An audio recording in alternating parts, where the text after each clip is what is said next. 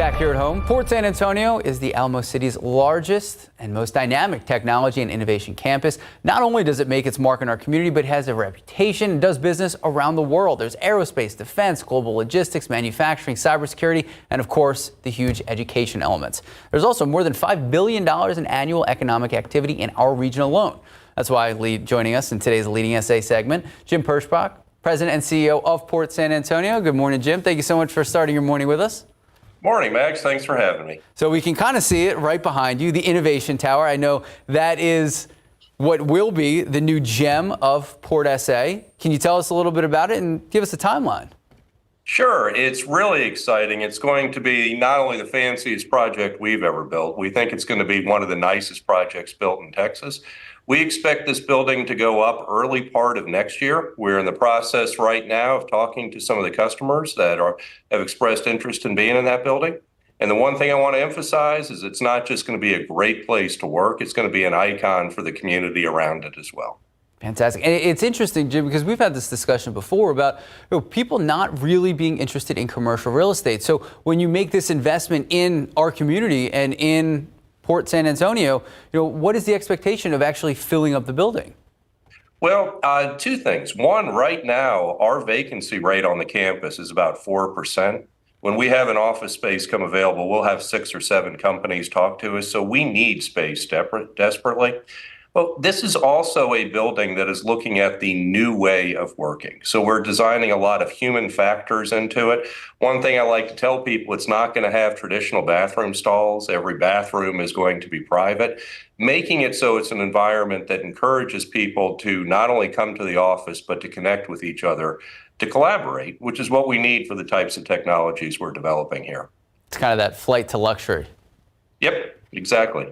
All right, speaking of flight, StandardAero, the training program, tell us what's going on over there. Well, StandardAero is doing fantastic things. They are one of the finest engine companies on the planet. They do everything from manufacture new engines to overhaul existing jet engines. And looking to find new talent, they have a program where if you've got technical aptitude, which really just means you can build a Lego set, over 16 weeks while they pay you, they can train you so that you can start within this industry.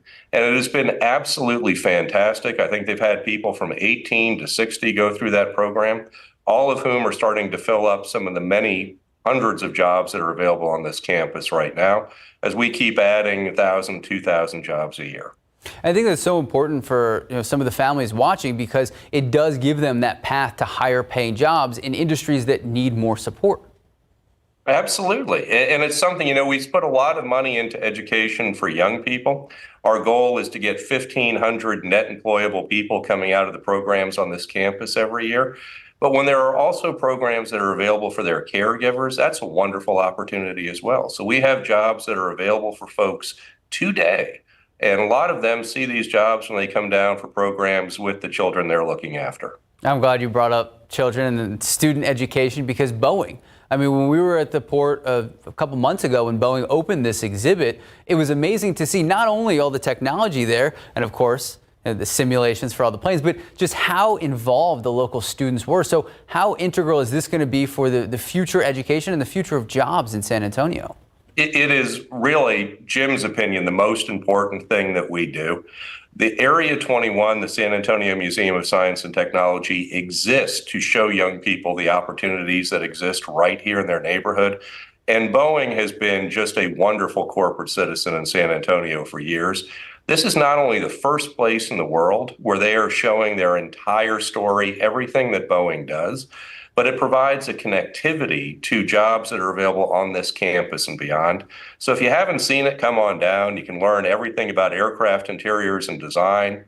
You can fly a 787 or an FA-18. You can even fly a spaceship. So it's really exciting, and we can't thank Boeing enough for their investment in this community. Speaking of flying, Jim, last time you were on the show, you talked about the possibility of flying taxis.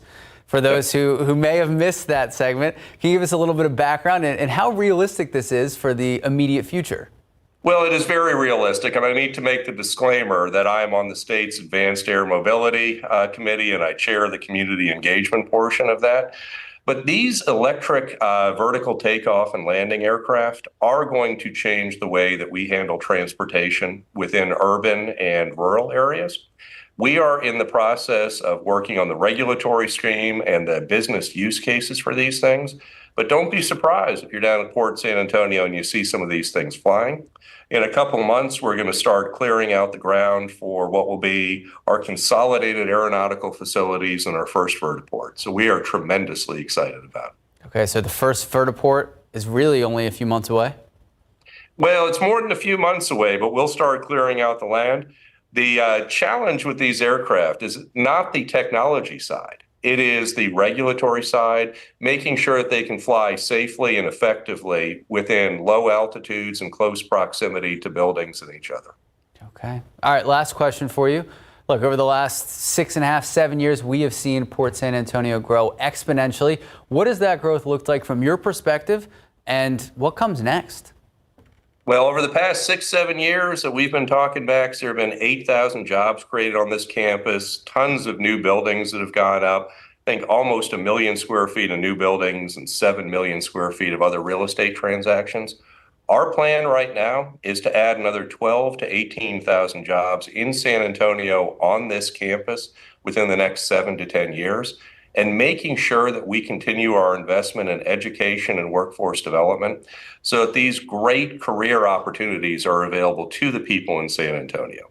And if we can keep doing that with some of our fantastic nonprofit and educational partners, working with the school districts and the other good folks in San Antonio, then this is going to elevate not just Port San Antonio, but our entire community. All right, Jim Perschbach with Port San Antonio, thank you so much for your time this morning. Anyone who missed any of the interview or want to get involved in any capacity, we're going to have that information on the Leading SA section of KSAT.com throughout the morning. Thank you for watching KSAT. If you're watching on YouTube, be sure to like and subscribe so that you can stay up to date with San Antonio's latest news and weather.